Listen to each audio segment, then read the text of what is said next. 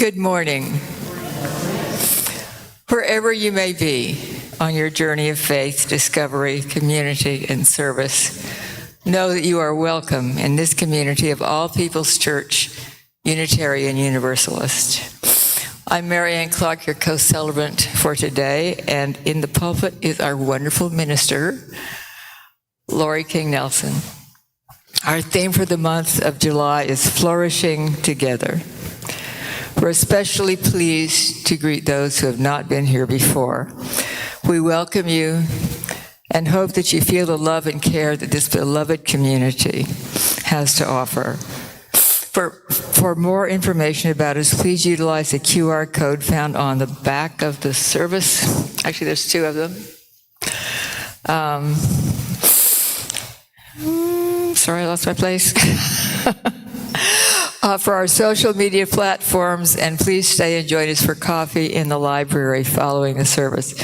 If you haven't yet done so, please sign in at the visitors table by the front door where you can be placed on our mailing list for our weekly emails and a monthly newsletter. Please settle comfortably now for our musical prelude.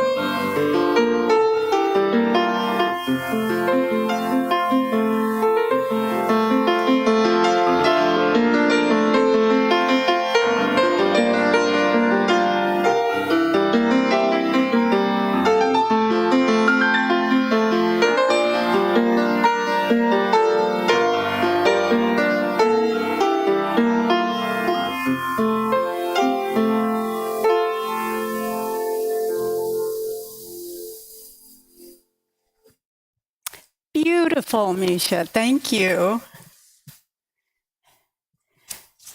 So good morning. Our call to worship this morning comes from the Google. Progressive liturgy. Inclusive or progressive religious groups like Unitarian Universalists may occasionally incorporate the mythical concept of the unicorn into their services, wisdom tales, or specific musical calls to worship celebrating childlike wonder and imagination.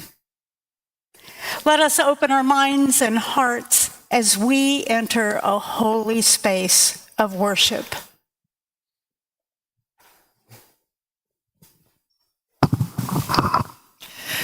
We now invite you to rise in body or spirit for our chalice lighting, our opening hymn, and our spoken affirmation. Our chalice lighting words are from Patty Ruby Lichty. We light our chalice today, knowing that our hope and our passion are needed to change the world. We bring different gifts to the work, but we come together in one faith, that what we do makes a difference, both to our world and to ourselves. Please join us now in singing our hymn of the month for June, number 118, This Little Light of Mine.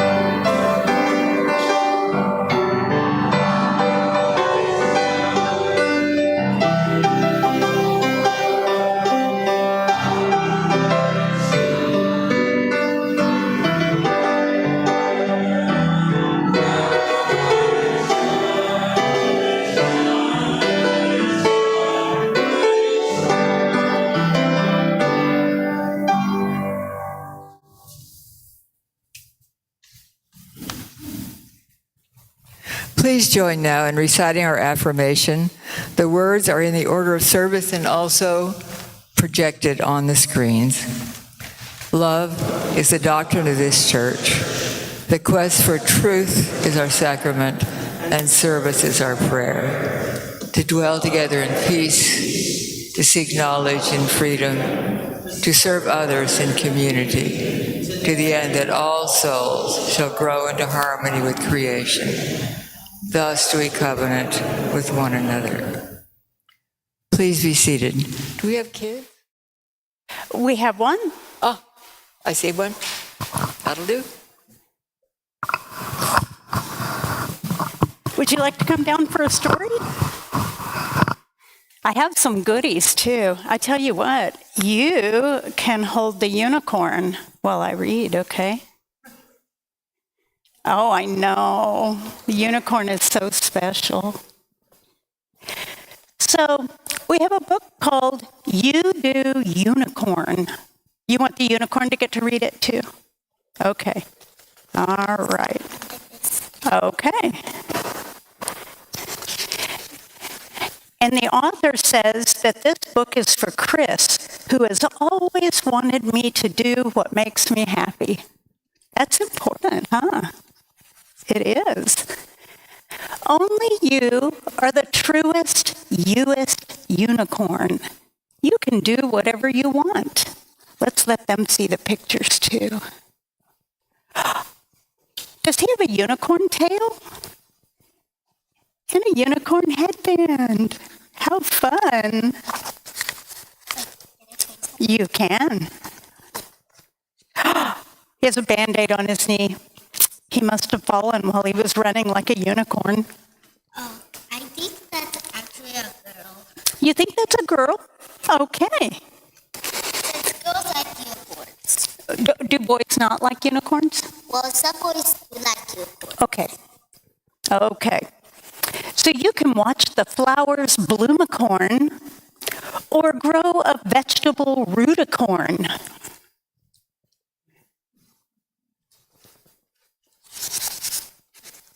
You want to look at it closer? Oh, there's some bugs in the garden and a bone. Do you think a dog put that bone there? Yeah. I think he's trying to bury that. He's trying to bury it, yes. You can play the fluticorn, or the kazoonicorn, or the didgeridoonicorn. That's hard to say. That's a really, really long horn. Let me show them how long that is. Oh my goodness. That's so long it would go into the next yard. Yeah. Or it could lay on top of a house. It could lay on top of a house. You can fly to the moonicorn, zoomicorn. Oh my goodness. And look, they put the headband on top of their helmet going out into space. Oh my goodness. Look at that. It's a blinking jetpack. Jetpack, yeah. That's amazing. Your friends might want to do things different than you, and that's okay. Oh, look. Yes, for real. Look at that. So their friends are all different, and they like to do all different things, and that unicorn has a tail, just like this one. Yeah. Will it actually go on your wrist? Yes, you're welcome to put the unicorn on your wrist. Maybe Amy eats her pizza with a spoonicorn. Paolo might give his trumpet a tuticorn. A toot. A tuticorn. How would you do a tuticorn? How would you toot? How would you toot like a tuticorn? Can you do it? Oh, no. Toot. That's right. Maybe Travis changes their name to Ruthicorn. Yeah. Raj might wear a sparkly booticorn. Oh, that's fun. I love those boots, huh? He ate the boot. He ate the boots? Oh, my goodness. They have fun in this neighborhood, don't they?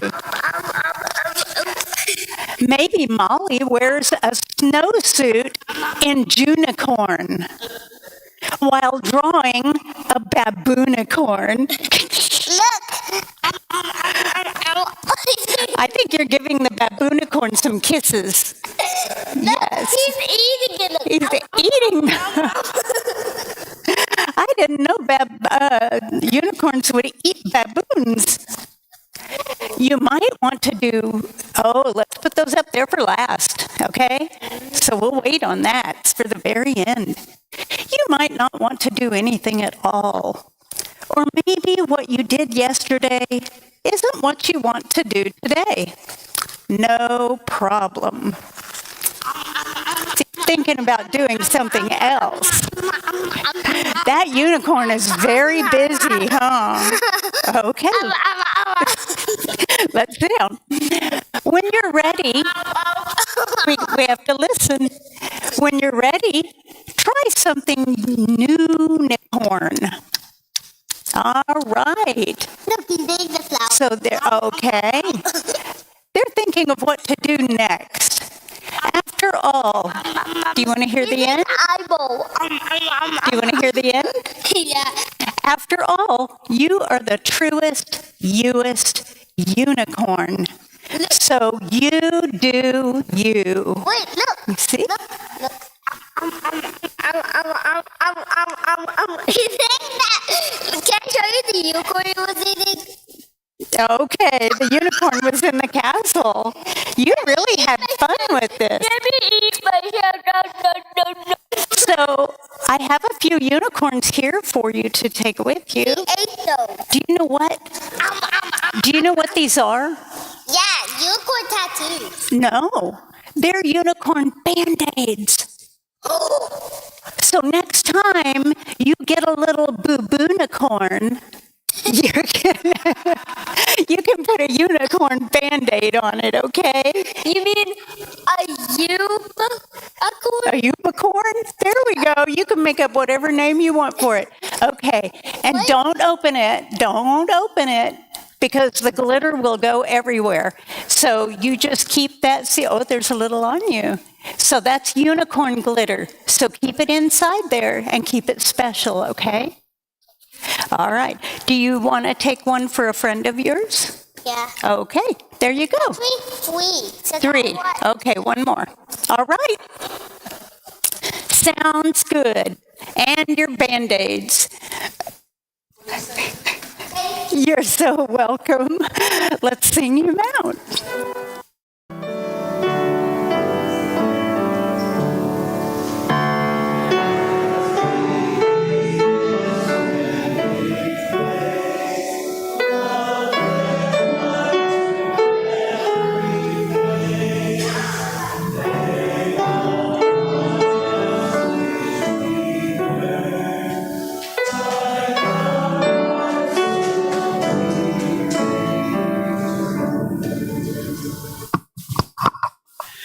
Now that is participation. At this point in our service, we pause to honor the holy act of giving. Your contributions will benefit the missions and operations of our church, as well as outreach to the larger community as we share the undesignated cash offerings that are collected each week with a charitable or a nonprofit organization. We do this on a quarterly basis. Our share, the plate recipient for the second quarter of this year, is the Underground. The Underground is a safe and protective drop-in center for vulnerable youth in our community and is a part of a larger group called Unbound Now, whose mission is to fight human trafficking. For your convenience, you will find a QR code, that's the other one, on the back of the service for making contributions.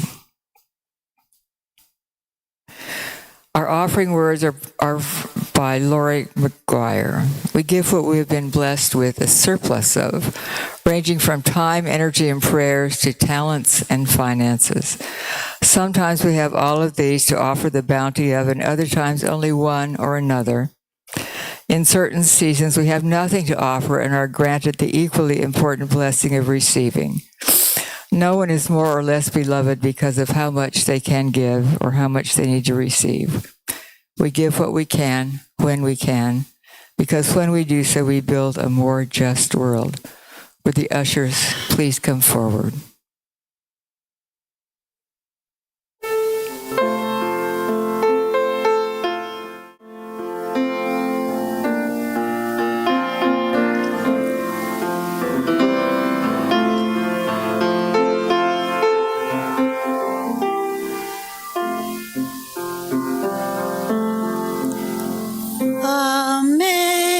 Amazing grace, how sweet the sound that saved a wretch like me. I once was lost, but now am found, was blind, but now I see. 'Twas grace that taught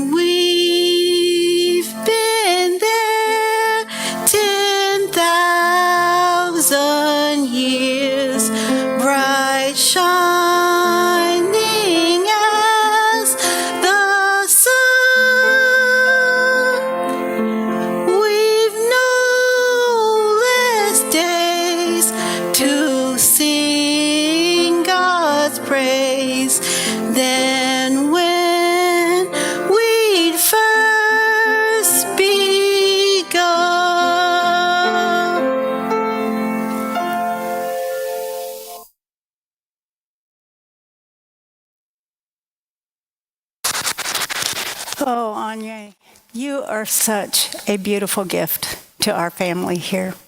Thank you for that music.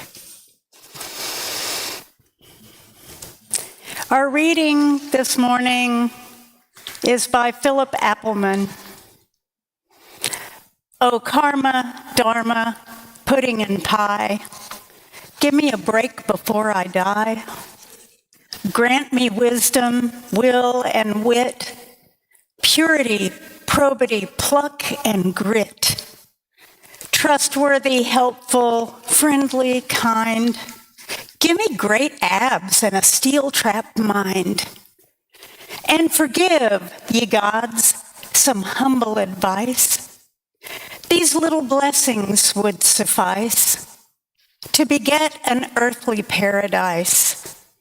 Make the bad people good and the good people nice. And before our world goes over the brink, teach the believers how to think. At this time in our service, we pause to honor and give time and attention to those things most important to us. We gather here for healing and for peace in our hearts and in the world, and honor our time together with the shared stories and news from the congregation. Each week, there is a journal outside the entrance to the sanctuary where you can write a message of memory or hope. We honor these messages by lighting 3 candles here next to our chalice. Also, at any time during our service, you are welcome to come forward and light a candle at the meditation center here at the side of our chancel. Today, from our book of Memory and Hope, Rebecca, a Prairie Land defendant, suffered a health emergency and had to go to the hospital. They are recovering and out of the hospital. Please keep them in your thoughts as we advocate that they receive proper care. That is from Dario. Thank you, Dario. Please keep Sue Lowry in your thoughts. She is on the mend from a successful knee replacement surgery. This one does not have a name, but I know that there are plenty of people out here that are in search of employment. I can't find work. I've been living off debt, but the worst part is this amazing woman in my life that I want to give the world to, and I can't. God, divine current, great unknown, please help me give her the world. I'm so excited to see so many new faces. To host Pride is a riot. Is an amazing opportunity for our church, and that's for sure. I'm not sure who put that in there, but wow, that's for sure. We're excited about that this evening.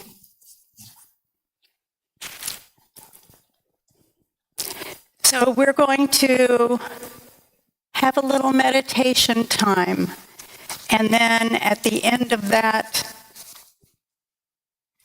we'll have a moment of silence. And then Misha will lift our hearts with music. Should I close your...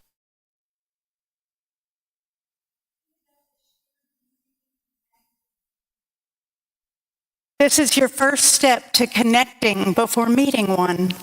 So breathe fully and long, knowing the heart holds the highest vibration of love. Relax in that loving breath. Connect to the color of magical light. Breathe in lightness and blow out the light air. Blow out light air. Breathe in light with love. Breathe out that light and love. Unicorns connect to fun. Feel in your heart how fun is important to keep one happy. Think and connect to your aura, shining brightly, feeling an uplifting mood, for joy is always connected to unicorns. And then, as a human, we still need to feel grounded. So simply allow your roots to anchor into Mother Earth before your journey begins. A large gate door is presented to you, the gateway to the land of unicorns. And once opened through that gate, here presents a journey up the light mountain to the unicorn land. Although the mountain is natural, all flowers here seem to be brilliant. So picture those brilliant wildflowers, brightly shining. The waterfalls are naturally on this journey, that spray of white foamy water.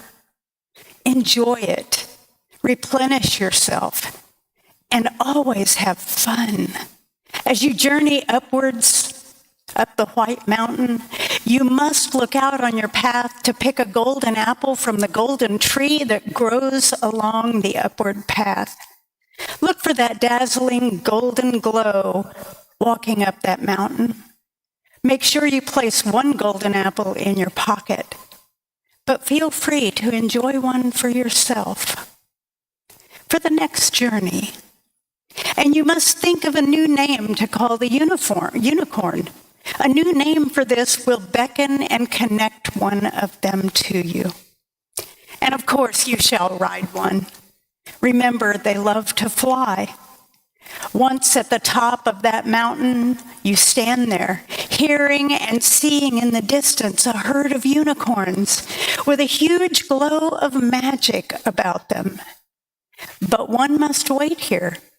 So lower your eyes and hold your golden apple out and say that chosen name again and again and again. Let the unicorn hear your call and come to you.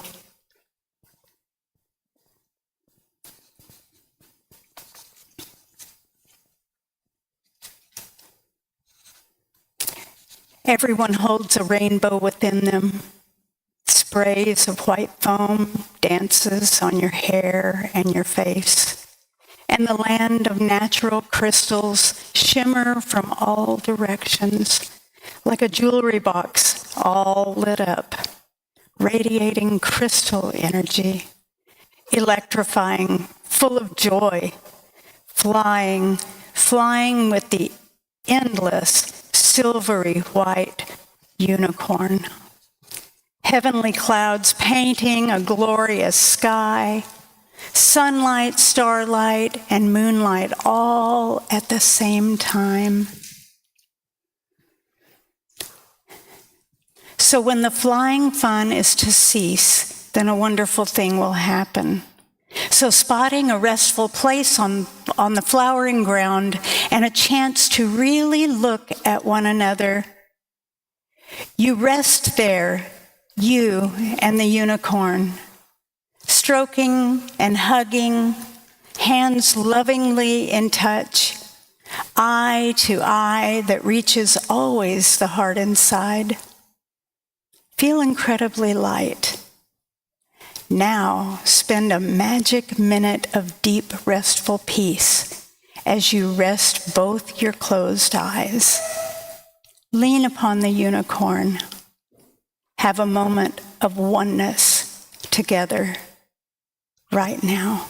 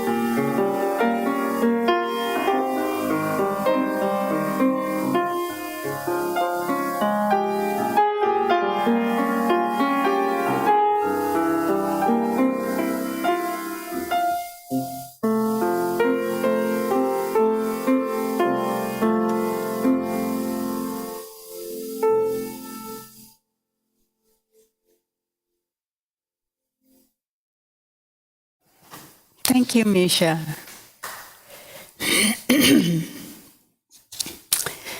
So, in an article for UU World, dated October of 2008, the late and wonderful Reverend Meg Barnhouse wrote of seeing what she first thought was a giant unicorn horn coming directly at her down the highway.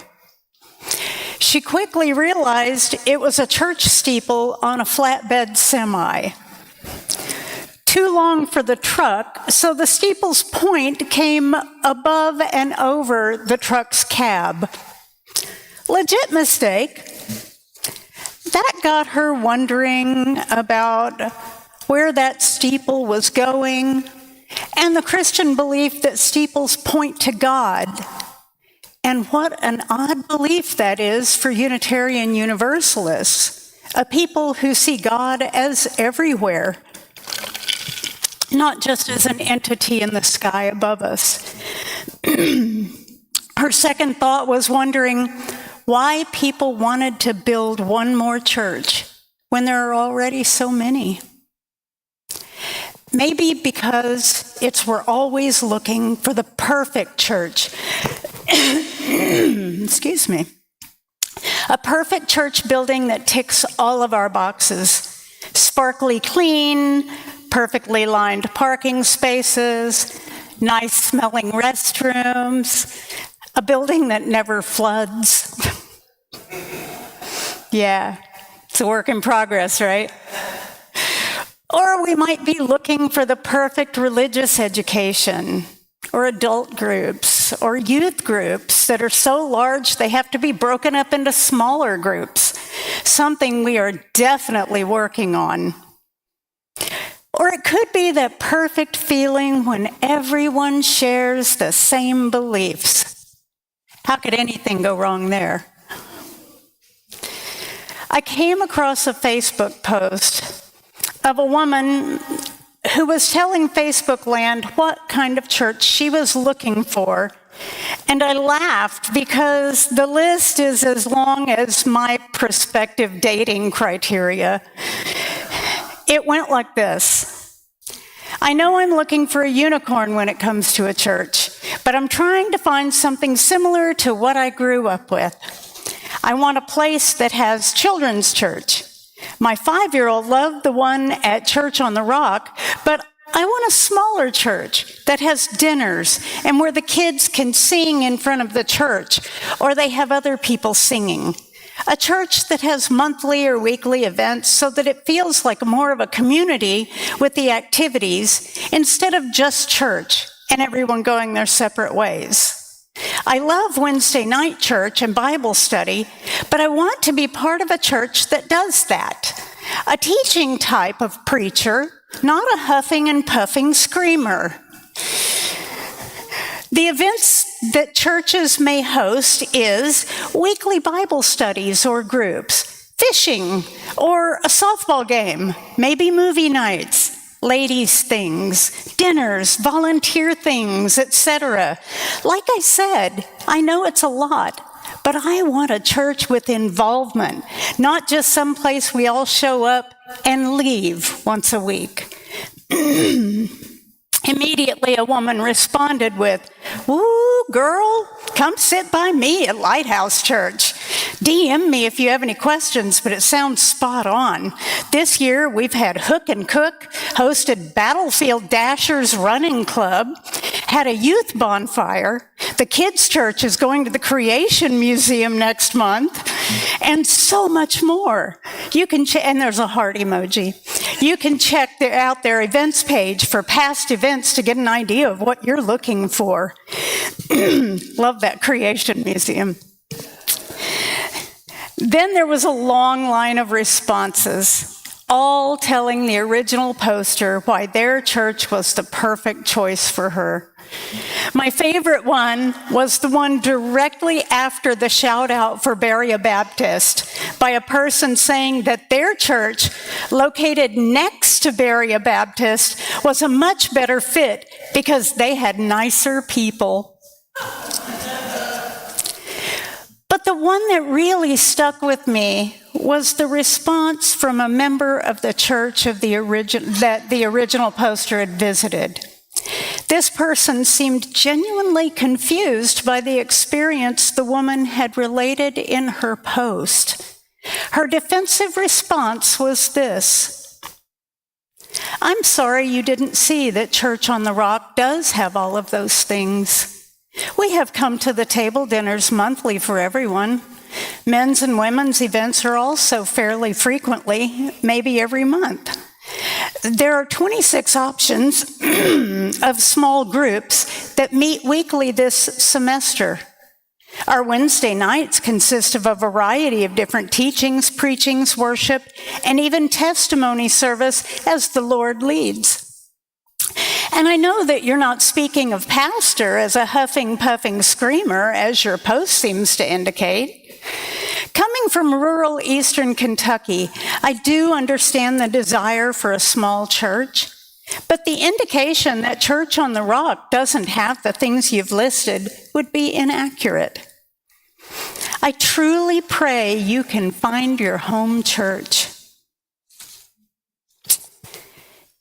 Union Church, Berea Church, Red Rock Church, Great Commission Church, Big Hills Church, Lighthouse, Bethel, First Christian, New Heights, all of them, the perfect church. At least they're the perfect church for those who feel at home and comfortable there.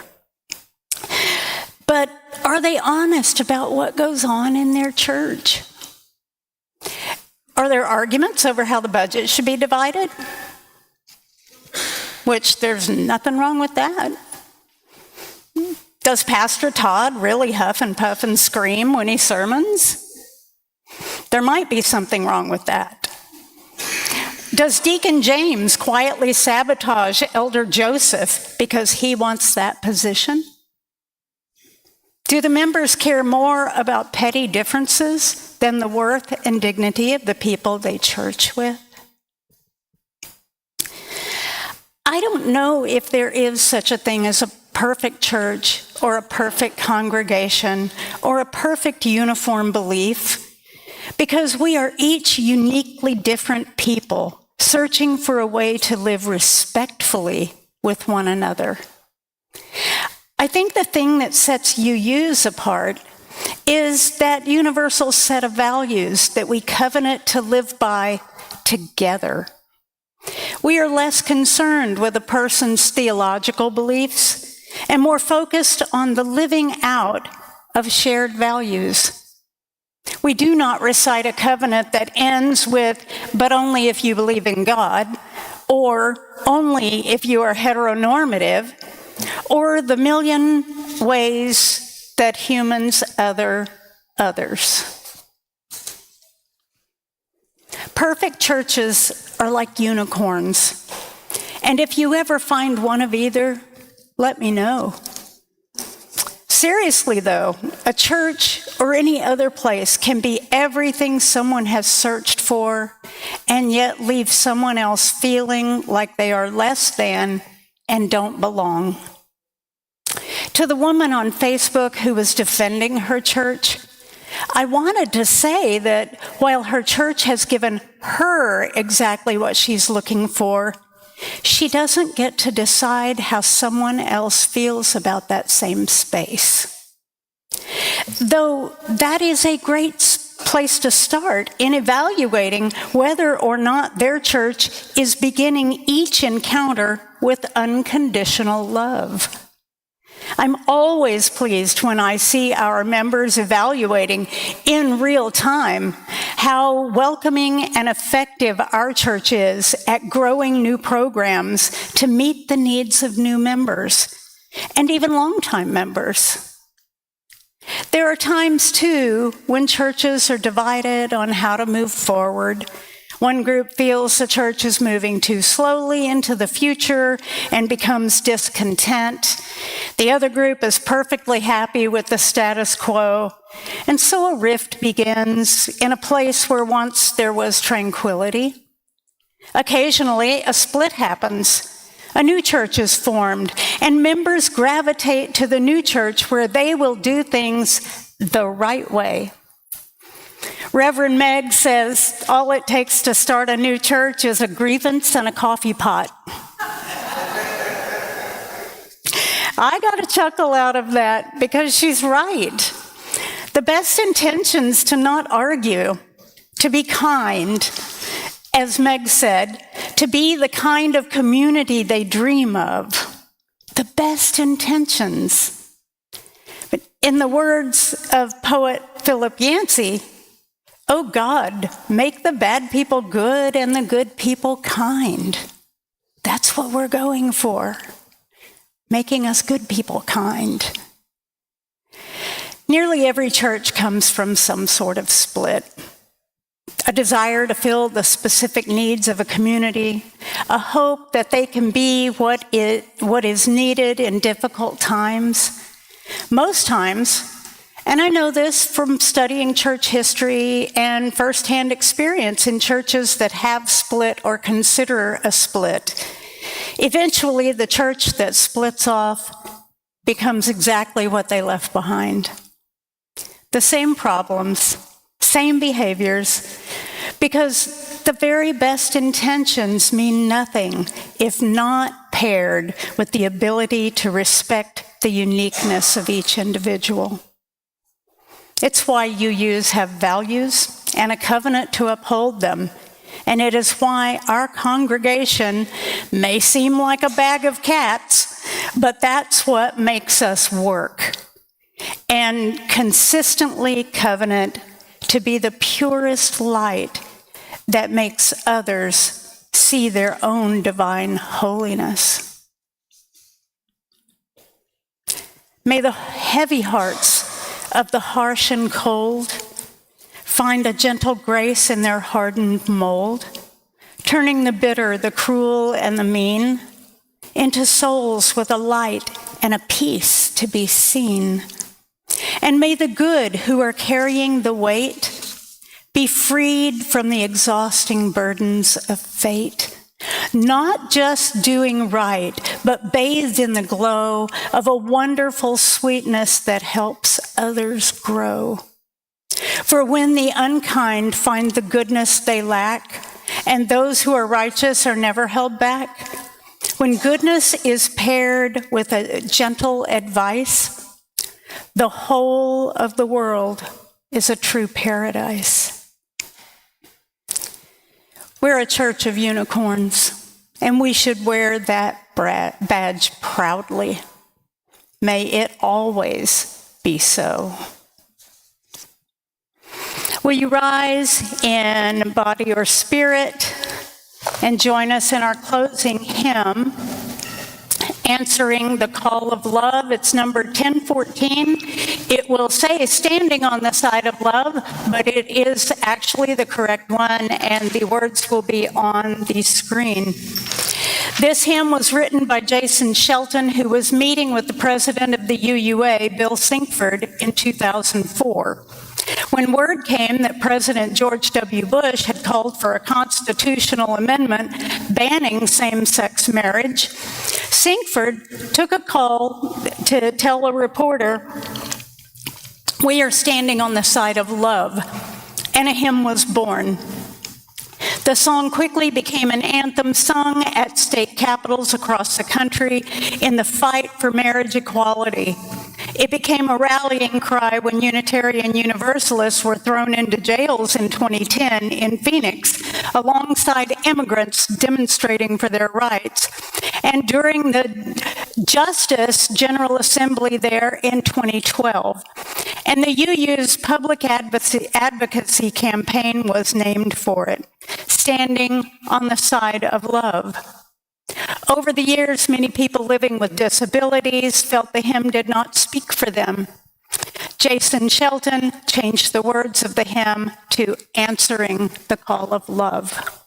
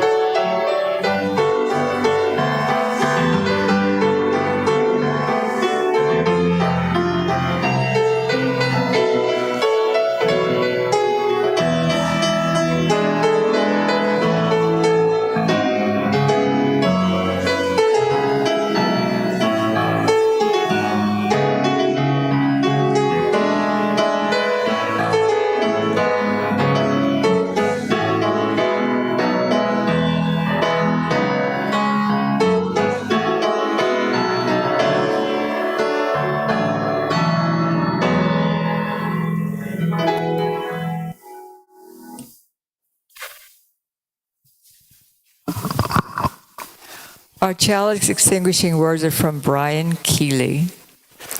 The chalice is now extinguished, but its light lives on in our minds and hearts and souls of each one of us. Carry that flame with you as you leave this place and share it with those you know, with those you love, and most especially with those you have yet to meet. Did you know that a group of unicorns is called a blessing? A blessing. And that you are a unicorn too. Think about those things that make you uniquely you. Maybe you've thought of them as flaws or weaknesses. Maybe, just maybe, you're starting to see them as superpowers. Maybe you're embracing your authenticity and individuality for the first time. Maybe you're just now brave enough to share it with the world. Those parts of you that might have made you feel different as a kid, have you made it to the point in life yet where they start to feel like magic? Because there's so much magic in your unicornness. And when you start to share those authentic parts of yourself with the world, then your tribe of unicorns, your blessing, will naturally gravitate to you. What makes you a unicorn? And who is part of your blessing? Have a wonderful week. Service has now ended. We invite you to stay for coffee and conversation in the library at the rear